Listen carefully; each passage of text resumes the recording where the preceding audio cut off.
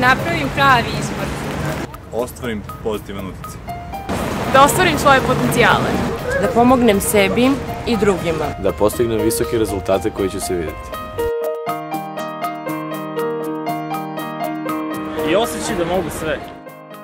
47 takmičenja u zemlji i inostranstvu, pobednik svetskog trofeja harmonike u Španiji, drugo mesto na svetskom kupu harmonike u Kanadi. Radujem se novom danu i novim izazovima. Ne odustajem i rešavam sve probleme. Motivišem druge da stvaraju, razvijaju, menjaju. Da više rade, ali i da uživaju. Znam što želim i idem po toga.